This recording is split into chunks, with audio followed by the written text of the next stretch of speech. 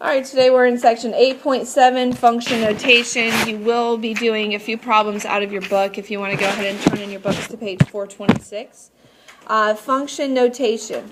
Now, we learned the other day about slope-intercept form.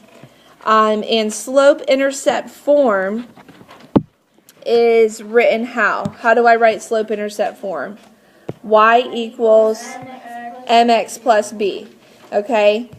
So would you agree that this equation that I just highlighted, that's written in slope-intercept form, y equals x plus 2?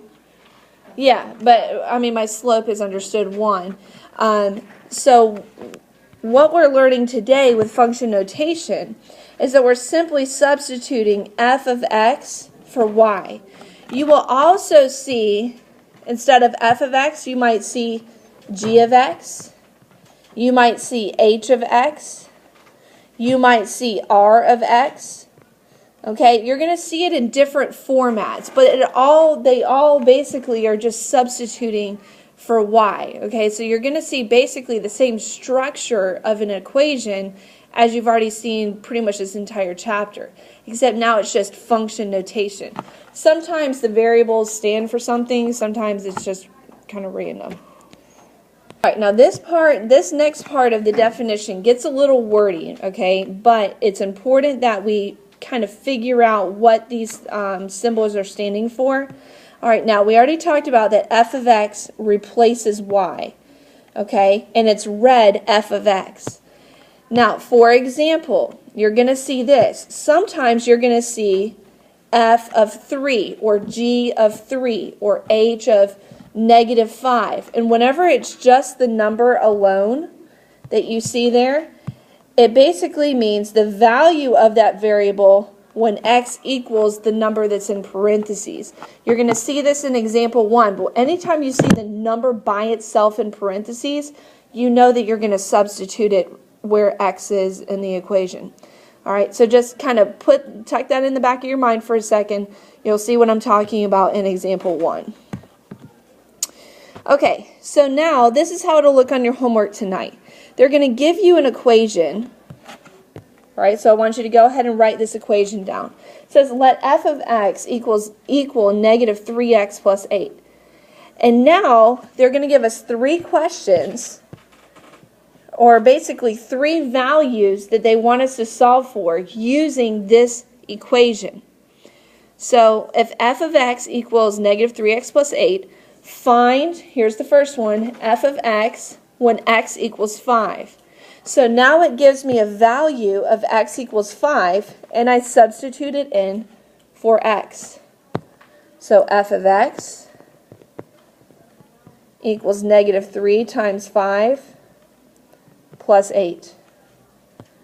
And what's -3 times 5? What's -15 plus 8? And that's my answer. F of x equals -7. It's important that you include that part, the f of x part, in your answer. All right, so that's one way that you will see or that you'll be asked to solve. Here's another way. Find x when f of x equals -22. So now, where would you plug in -22 into your original equation? Where would you plug it in? Would you plug it in for x, or would you plug it in for f of x? It says find x now, so I'm solving for x when f of x equals -22. So now it's giving me a value for f of x. I need to plug in -22 equals -3x plus 8. And now I'm just solving it like a 2-step equation. Okay, so what do I do first to solve for x? Subtract 8 from both sides. What's -22 minus 8? -30 equals -3x. How do I solve for x? Very good. And x equals what? 10. All right, now here's this last little goofy one. Find f of -4. f of negative 4. Well, remember what we said in the last slide. When we just have the number in parentheses, what are we really solving for? We're really solving for x, okay? So I plug in negative 4 in for x. All right, and then we have f of x equals negative 3 times negative 4 plus 8. And f of x equals, which is 20. All right, questions, guys? Anything? You think you can do 3 of these? I can try. All right. All right, so here's yours. Okay, so now here's your equation that you're working with in function notation, and you're solving for each one of these indicated values. Okay, so solving for all 3 of them. Go ahead and get started.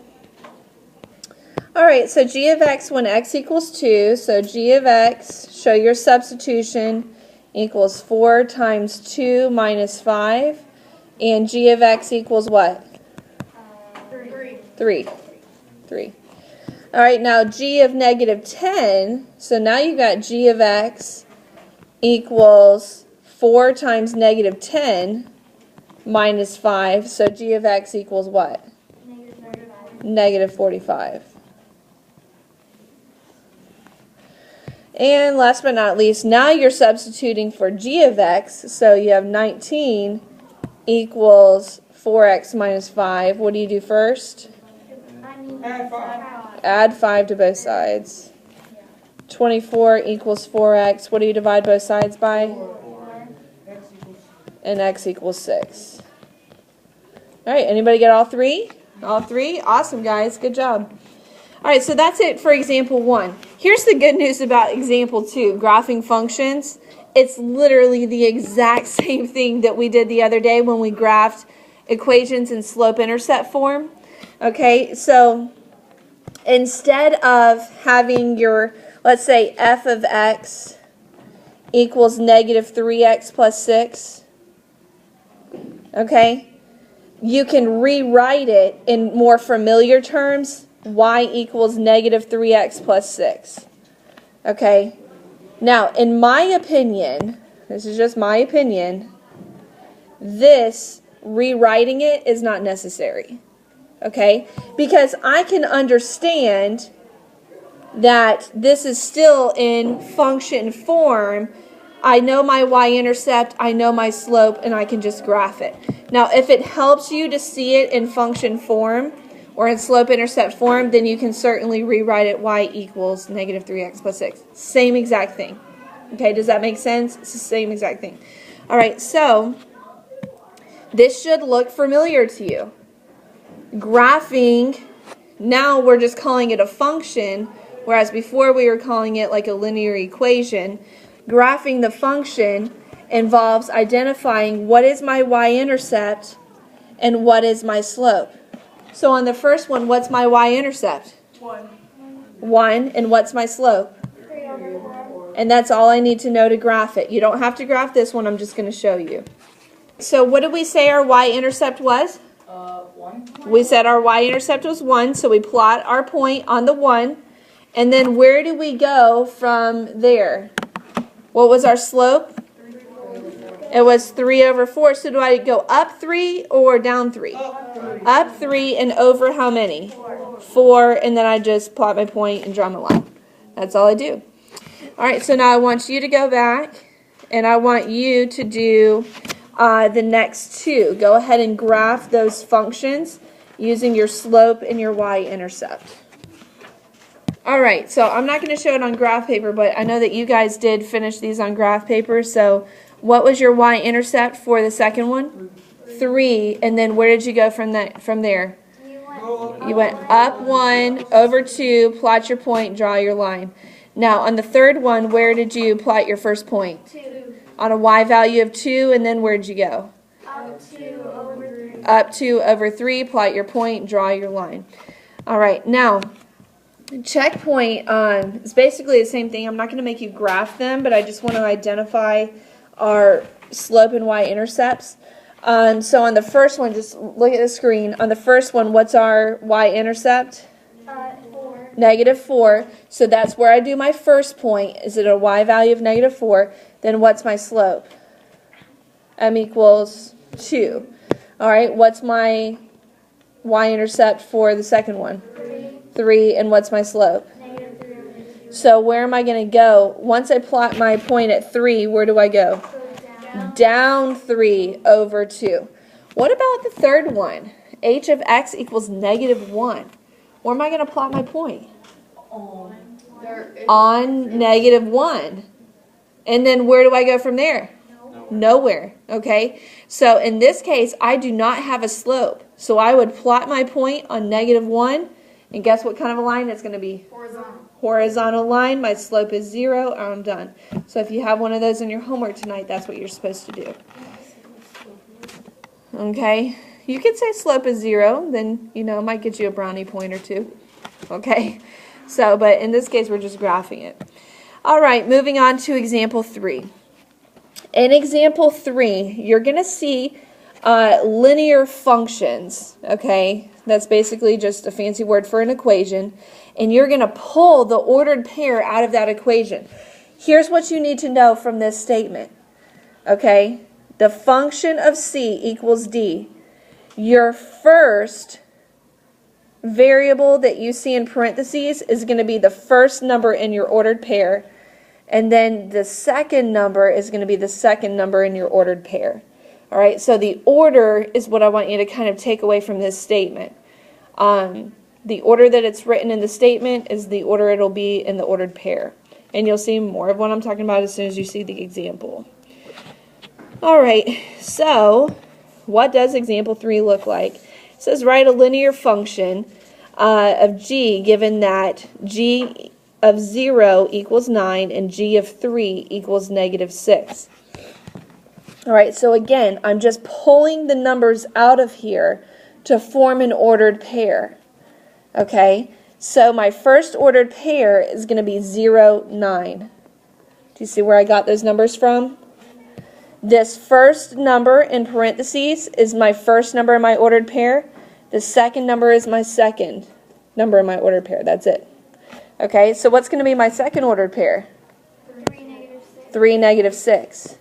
And now from these ordered pairs, I can write my equation. What's my y-intercept? We learned this yesterday. What's my y-intercept? Whoa, whoa, whoa. Which one of these ordered pairs would be plotted on the y-axis? 0, 9, right? Because I go over 0, up 9. So 9 is my y-intercept. I know that right off the bat. B is 9. How do I find my slope? You gotta do the slope. The y2 minus y1 over x2 minus x1. We're at the point now where I don't mind if you don't write the original formula, but I do want to see how you're subtracting the numbers. Go ahead and find your slope. All right, so did you do -6 minus 9 over 3 minus 0? Yes. So now we have -15 over 3, which is -5. And now that's all I need to know to write my linear function. Okay, and how would I know what variable to use? What of x? What's it going to be? Whatever variable that's in the original question. So in this case, since it's a g, you're going to write g of x. Do you see why I wrote g of x? If this was an r, then I would have written r of x. If this was an h, I would have written h of x. Okay, so g of x equals what? What's my slope? -5x. Then what? Plus 9, because that's my y-intercept. And that's my answer. Okay, so very similar to what we learned yesterday as far as writing the equation. In this case, we're just writing a linear function. Yesterday, we wrote linear equations. Okay, so that should be pretty familiar. I do want you to go ahead. You don't have to do all of these, but I want to do the first two together. All right, so I want you to do the first two right here. Go ahead and write a linear function. that satisfies these conditions. So form your ordered pairs. You'll be able to see your y-intercept, find your slope, and then write your function. All right, what's my y-intercept on the first one? B equals what? 1. And then what was my slope? 4. Very good. So what's my equation? F of x equals 4x plus 1. All right, perfect. 4x plus 1. All right, and then what's my y-intercept on the second one? -7. And what's my slope? 2. So what's my equation? F of x equals 2x minus 7. I'm sorry, my function equals 2x minus 7. All right, who got them both? Did y'all get them both? All right, very good, guys. Good job. One more example, example 4. Okay, now I know everybody loves word problems. The good news is once you set it up, word problems are usually pretty simple, pretty easy to solve, very basic math. All right, so anytime you're given a total, okay, that's going to go on one side of your function by itself. That's just like with any other, when you're solving equations, your total goes on one side, right? All right, so in this case, we just have to decide what variables are going to stand for what. Well, if I have a final altitude, so here's my total, what variable could I use to represent 120,000 feet? Tender. All right, okay, we could use A, we could use L. Let's use A. A for altitude. Okay, don't know the time. Time is what I'm solving for. So the variable that I put in parentheses is what I'm solving for. So that's why I'm using T. Equals, and what was the rate? What's the rate that it's rising? Do you see that in the equation? 500 feet, but I don't know how many minutes. So that's my T. Now, the only thing I need to plug in is my final value of 120,000, and I plug that in for my altitude, equals 500 T. And then how do I solve for T? You just divide. I mean, that's very simple. And in minutes, time equals 240 minutes. How long would that be in hours? That's 30. No, It 4. would be 4 hours. Yes, very good. Because I divide by how many? 60. There's 60 minutes in an hour. All right, guys. That is everything for 8.7.